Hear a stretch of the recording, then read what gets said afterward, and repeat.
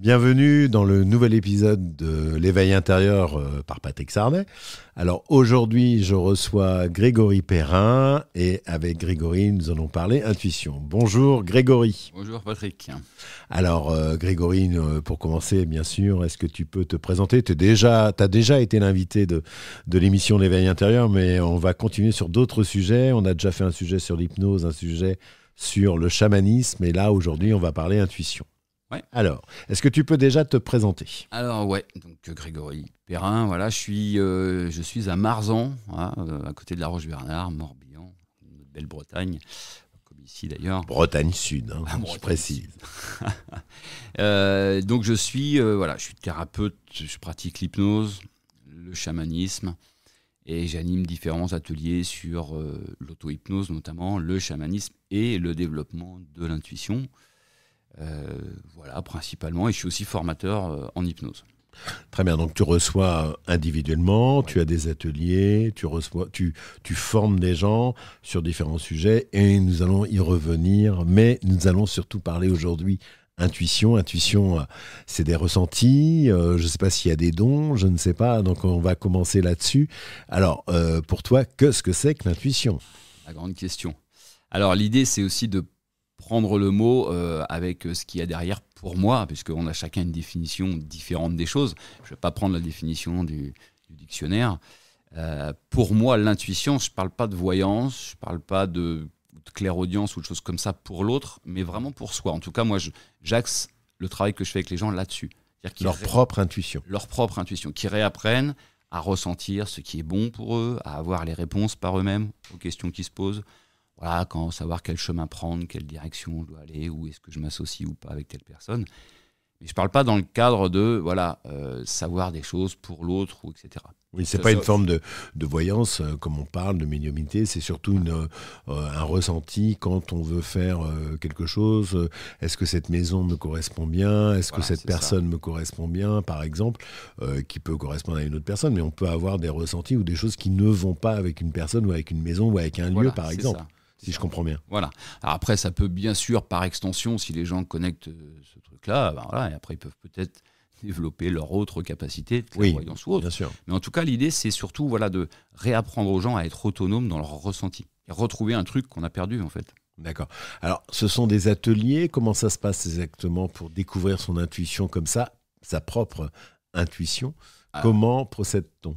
Alors, je fais moi sous forme d'atelier, souvent sur une journée, ou avec des outils pour que les gens apprennent, chacun à leur manière. C'est-à-dire qu'il y a plusieurs outils proposés pour que chacun trouve dans ces outils son outil, celui qui lui correspond. D'accord. Si tu as 10 personnes dans une journée et que tu donnes qu'un seul outil, mais qu'il y en a 3-4 qui n'arrivent pas à connecter avec ça, c'est quand même embêtant pour eux, quoi. Alors, est-ce que tu peux nous donner des exemples d'outils ? Alors, moi, j'utilise principalement déjà l'écoute de son émotion. Puisque pour moi, l'intuition vient souvent nous parler au travers de notre émotion. C'est-à-dire ce fameux oui-non à l'intérieur. En fait, on l'a tous, mais on ne l'écoute plus. C'est même l'idée d'un pendule, finalement, tu vois, oui ou non. Mais en fait, on l'a à l'intérieur de nous. En tout cas, c'est quelque chose qu'avait l'homme il y a très longtemps et qui lui était fort utile au travers de son instinct.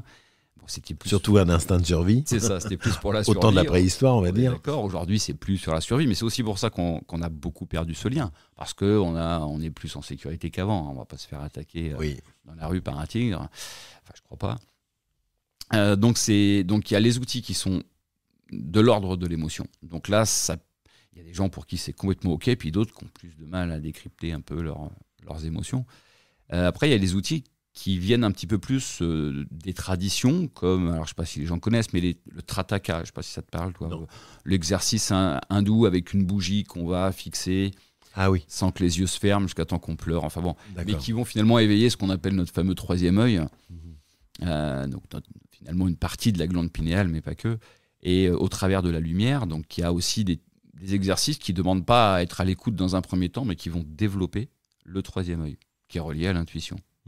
Donc on va apprendre ça, on va apprendre au niveau émotionnel, on va avoir des exercices de respiration spécifiques qui ne sont pas de la détente, qui sont vraiment des respirations qui vont aller activer certaines zones, dont encore une fois la fameuse glande pinéale, pour déclencher l'écoute de notre intuition.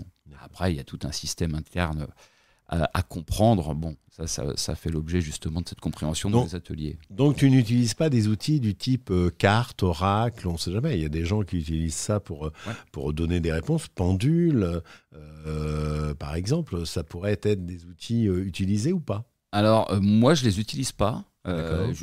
Ça m'est arrivé dans des ateliers de proposer aux gens de tester différents outils. J'utilise quand même quelques outils, notamment le miroir. Mais pas en termes d'outils divinatoires, mais en termes d'outils, encore une fois, au niveau de la lumière, au niveau de la réflexion. Parce que, et je ne parle pas du mental quand je parle de réflexion, je parle vraiment de notre lumière intérieure. Et on a toujours dit que le miroir était magique, mais je crois aussi que c'est vraiment par rapport à ça. C'est-à-dire qu'il permet une vraie dissociation, finalement une forme de mise en transe, qui nous permet de lâcher un peu la tête pour accéder à nos capacités. Un des outils qu'on utilise. Particulièrement. Après, le reste, c'est vraiment des outils qui sont... on n'a besoin de rien dans les poches. On va utiliser de la respiration, notre troisième œil, des petits mouvements qu'on va faire sur soi. On est vraiment sur l'éveil de quelque chose de presque physiologique.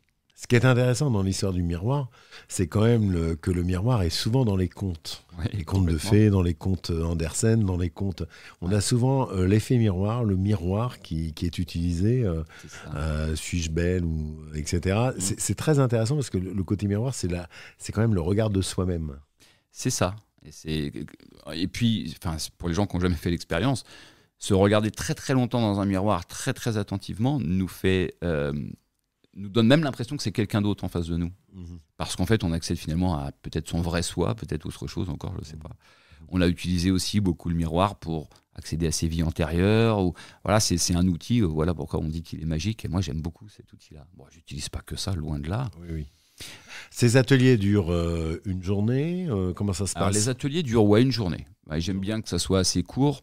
Il y a plusieurs outils proposés et puis chacun peut expérimenter et repartir avec au moins un outil, voire souvent 2 ou 3, mais de toute façon, c'est mieux d'en avoir qu'un à la limite, qui peut réexpérimenter chez le bide plus jusqu'à temps qu'il accède lui-même à ses capacités. Quel type de personnes viennent sur ces ateliers?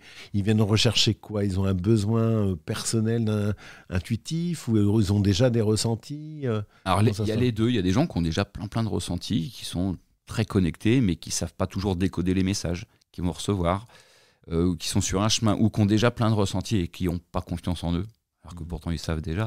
Donc là, on va axer plus sur retrouver la confiance dans ses propres ressentis. Parfois, au travers d'autres participants, parce qu'on fait beaucoup de jeux aussi, même en binôme, etc. Et pour valider ce qu'on vient de ressentir. Enfin, c'est assez amusant, les yeux fermés ou à l'aveugle, sur les sens, le toucher, l'écoute, le visuel, parce qu'on passe tous par des canaux différents pour recevoir l'information.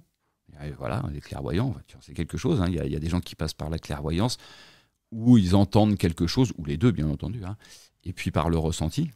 Alors moi, j'ai toujours été connecté au ressenti, mais j'ai du coup eu envie de développer d'autres capacités, parce que je me suis dit, on a plusieurs sens, ça serait sympa aussi de pouvoir entendre une petite voix, et puis voilà. Et la petite voix vient valider mon ressenti. Ou inversement. Et en fait, c'est réapprendre aux gens à avoir au moins 2 canaux de perception, l'un validant l'autre. Oui. Parce que des fois, on dit, je vais ressentir un truc, mais qu'est-ce que j'en fais, quoi? Parce qu'en fait, il y a 5 sens. On va utiliser un des 5 sens, en gros. Et donc, il y a le 6e sens qui est celui de l'intuition. Voilà. On peut l'estimer comme ça. Et dans les 5 sens, donc ça peut être une odeur, ça peut être... Parce qu'il y a la vue, il y a l'odeur, il y a entendre, etc. Comment les gens, en règle générale, est-ce qu'il y a des choses qui sortent plus que d'autres? Alors, moi, je travaille très peu sur le goût et l'odorat. Bon, c'est un petit peu plus compliqué, on est d'accord. Même s'il y a des gens qui peuvent avoir de l'information avec, entre guillemets, qui ont du nez. Voilà. Mais globalement, voilà, c'est plus visuel, auditif. Oui, c'est vrai. Ou les deux. On peut dire les deux, oui. Non, souvent, c'est plus sur le visuel, auditif, kinesthésique. C'est-à-dire déjà que la personne sache comment elle fonctionne le mieux, comment elle fonctionne le plus. On va donc développer un peu ce truc-là, et puis on va le connecter à un des autres sens pour qu'il y ait vraiment... qu'il puisse valider, en fait. Oui, un sens valide l'autre. Pour moi, ça, c'est primordial. Si j'ai une émotion, tu vois, si j'ai, je sais pas, j'ai une angoisse qui me vient d'un coup d'un seul, et que d'un coup, après, j'ai l'image, je sais pas, de quelqu'un de ma famille, je sais pas quoi, qui a un accident, l'un vient de valider l'autre. Par contre, si je me crée une image toute pourrie parce que je m'imagine un truc, comme on est tous capables de faire, et que plus longtemps après, c'est moi qui crée ma propre émotion, je dois apprendre à savoir ça. En gros, quand est-ce que c'est mon mental, quand est-ce que c'est mon intuition? Parce que les gens ont ces questions. Très compliqué quand même. Les gens qui viennent ont ces questionnements-là. Et alors après, pour en revenir à ce qu'on disait, dans ceux qui viennent, il y a aussi, entre guillemets, des gens qui viennent, ils pensent qu'ils n'ont pas d'intuition, en tout cas ils les entendent pas, donc ils viennent pour développer ça. Et de, je sais pas moi, 15 ans à 80 ans, enfin voilà, on voit vraiment il y a tout type de personnes. Ouais. C'est très hétéroclite et c'est hyper enrichissant, quoi. Aussi bien sûr pour moi, parce que la rencontre de personnes, le lien entre les gens, je trouve ça formidable, quoi. Et puis on se rend compte que en fait, c'est des gens différents de moi et ils viennent chercher la même chose. Donc ça rassemble et ça redonne de la confiance aussi. Il y a beaucoup de thérapeutes, je suppose. Tu supposes bien, ouais. Oui, parce que c'est des choses qui les intéressent, etc. Ouais. Et dans ceux qui ne sont pas du tout dans cet esprit-là, ils viennent de quels horizons? Alors, il y a un peu de tout. Alors, il y a des thérapeutes qui sont purement dans ce qu'on pratique nous, éventuellement, des clairvoyants, des médiums, qui viennent pour trouver d'autres manières de faire. Il y en a qui savent déjà faire très très bien et qui viennent juste chercher une autre manière de faire et qui viennent expérimenter, rencontrer. Il y a des gens du corps médical, parce que c'est des gens qui accompagnent et qui ont envie de sentir ce qui peut être bon pour l'autre, etc. Donc on a ça. Et puis il y a des gens qui viennent parce qu'ils font des affaires, qui ont envie de développer leur intuition, leur sens des affaires. Bon, c'est pas la majorité, hein, mais voilà, en fait, pourquoi pas. En fait, voilà, c'est du potentiel. Voilà, l'idée c'est avec. Bon, alors après, c'est toujours dans la bienveillance. Donc, mais bon, c'est qu'on attire toujours les gens qui sont bienveillants. Donc voilà. Là, dans ce cas-là, c'est vrai qu'il n'y a pas très souvent ça, mais quand même, c'est assez hétéroclite. Puis c'est des gens qui sont curieux, c'est des gens qui ont envie d'avancer. Souvent, c'est vraiment une vraie question d'avoir confiance en soi, quoi. Les gens viennent en se disant, si je développe mon intuition, j'aurai plus confiance en moi. Oui, globalement. Puis il y a l'idée de ressenti qui est derrière cette intuition, l'idée de pouvoir prendre des décisions aussi si on les valide et qu'on apprend à les valider, on va avoir un chemin de vie qui sera quand même plus simple. C'est quand même l'idée de leur apporter ça, je suppose. Ouais. Les gens viennent vraiment pour ça. Ouais. Ils veulent en fait pouvoir prendre leurs décisions tout seuls, et ils ont raison, puisque c'est quand même pour moi la base, et donc de redevenir en fait autonome dans leur prise de décision. Alors, des exemples de clients qui ont développé ou de gens qui ont développé des choses et qui tu as eu un retour assez étonnant, par exemple? Alors, j'ai quelques thérapeutes qui ont fait ça. Et qui m'ont dit, depuis que j'ai fait ça, ça y est, je me suis lancé, j'ai écouté mon intuition, ça marche, je me fais plaisir. Alors donc, là, c'est juste extraordinaire d'avoir des retours comme ça, hein, parce que forcément, l'idée, c'est qu'on puisse faire du bien aux gens, quoi. Enfin, en tout cas, mon idée, elle est là. Donc, j'ai eu pas mal de retours à ce niveau-là. Et après, même des gens qui, dans leur quotidien, finalement, ont réappris à se faire confiance et qui renvoient un petit message en disant, merci, parce que c'est quand même chouette de se reconnecter à ça, quoi. Parce que ça doit être quand même important. Si l'intuition est là et qu'on a envie de changer de vie, par exemple, ou de changer de mode de vie, certaines personnes ont très très peur. Le changement, ça peut leur amener quelques inquiétudes.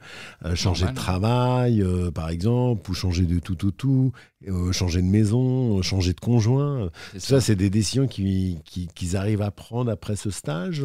Ouais, sous plusieurs formes aussi, parce que l'importance de l'émotion dont je parlais tout à l'heure, c'est ça aussi, c'est de dire que je veux changer de travail, mon intuition va me dire c'est ok, mais ma peur va venir me dire non. Oui, voilà. Donc c'est aussi réapprendre, alors là on en parlait déjà, mais de réapprendre à communiquer avec sa peur, à savoir qu'elle est là parce qu'elle nous veut du bien, etc. Et à relier les deux finalement. La peur, c'est de l'instinct, hein. C'est une émotion d'instinct pur. Donc relier l'instinct à l'intuition, donc le corps finalement à la tête, quoi. Redevenir complet. Donc c'est quand même quelque chose de très très important. Ouais, c'est très important. Qu'est-ce qui pourrait amener les gens à vraiment venir, pour toi, venir à une...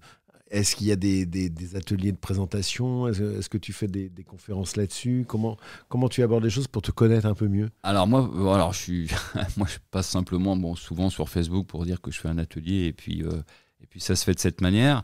J'ai le projet de faire quelques petites vidéos. Alors voilà, toute simple, hein, mais pour aussi partager ça et dire voilà ce qui se produit dans les ateliers, voilà ce que vous allez y apprendre. Faire une formation en hypnose, faire une formation en EMDR, tous les sujets qu'on peut connaître, ça on va connaître. Mais faire une formation en intuition, c'est pas si évident que ça. Pas simple, ouais. Donc, comment on se fait connaître parce que c'est très intéressant, mais il faut. Sur mon site internet, j'ai une vidéo qui explique cette journée sur l'intuition, pour dire ce qu'on va y faire, pour expliquer un petit peu plus en détail comment les gens, le fonctionnement de la journée en fait, et ce qu'ils vont y apprendre. Donc voilà, sur ce détail-là, oui, c'est plus difficile à déterminer qu'une formation en hypnose, par définition, hein, qui est plus structurée, où on sait où on va. Là, ça va dépendre des participants. Peut-être qu'il y a des exercices, par exemple, je sais pas, des photos dans une enveloppe. J'avais vu ça dans il y a plein d'exercices pour non pas dire ce qu'il y a sur la photo qui est dans l'enveloppe, mais d'au moins décrire des éléments qu'il pourrait y avoir. Moi, je me souviens d'avoir vu un exercice comme ça où la personne, en fait, l'exercice, c'était une personne qui disait je vois du blanc, je vois de l'isolement. Et voilà, elle ne voyait que ça, et du bleu. Ouais. En fait, l'image qui est sortie de l'enveloppe, c'était une montagne blanche, un alpiniste tout seul, et le ciel bleu. Voilà, c'est ça. Il faisait très beau. Alors oui, il y a ce type de jeu, moi j'appelle ça des jeux. Hein, oui, c'est des jeux. Voilà. Il y en a plein de cet ordre-là, qui soient ceux-là, qui soient de trouver l'émotion cachée sur une photo qu'on ne voit pas. Par exemple, il y a une personne là, cachée, de dos, décrit, elle est comment elle se sent, etc. Pour aussi réapprendre à se mettre en lien avec son système émotionnel. Parce que si je suis capable de ressentir l'émotion de l'autre, c'est bien que je la sens chez moi. Oui, bien sûr.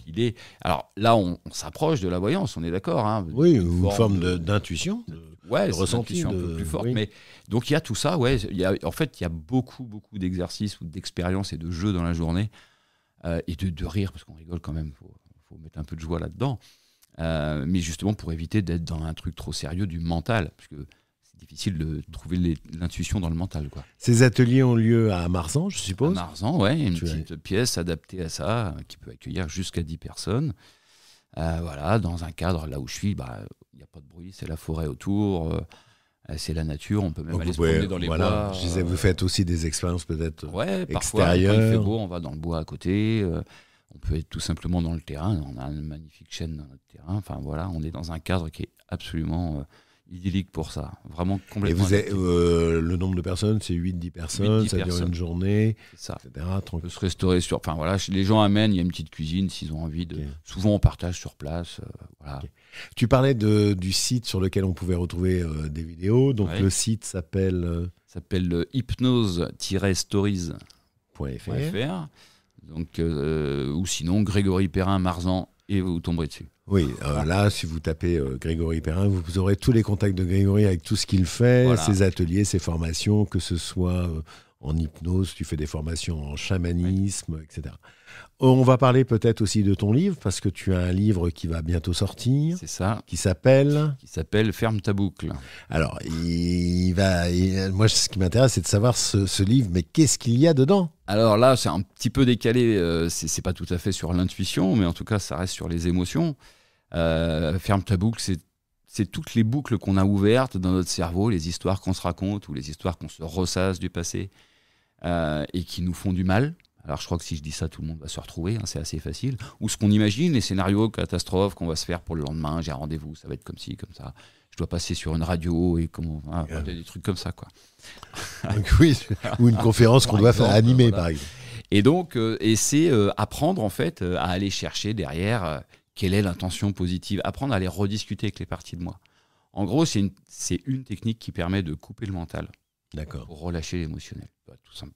Et fermer sa boucle. Et fermer sa boucle, exactement. Et que les gens apprennent à le faire par eux-mêmes. En plus. Voilà, soit autonome. Encore une fois, c'est hyper important qu'ils soient autonomes. Donc, c'est vraiment un livre pratique. C'est un guide pratique, ouais. Voilà. Court, il n'y a pas de blabla dedans, c'est vraiment pratiquer les choses, vérifier par vous-même, vous allez voir, ça fonctionne. Ah, ça sera une auto-édition, on aura un lien Amazon pour le commander, je suppose. Il y aura un lien pour le commander. Voilà, on regardera tout ça. D'ailleurs, sur mon site aussi. Mais on le partagera sur les réseaux sociaux. On le partagera, bien sûr, sur la chaîne L'Éveil Intérieur. Et on reparlera, et on te réinvitera à la sortie du livre pour parler de Ferme ta boucle, le livre de Grégory Perrin. Voilà. Grégory, merci en tout cas de cet entretien très intéressant sur l'intuition, tes ateliers qui sont des ateliers captivants, je le confirme. Donc si vous avez envie de développer votre intuition, rendez-vous sur le site de Grégory Perrin, regardez les formations qu'il propose. Ce sont des formations d'une journée qui sont très intéressantes, passionnantes, et vous allez pouvoir ainsi développer votre propre intuition. C'est ça. Merci beaucoup pour l'invitation. Je t'en prie. Merci Grégory. Merci.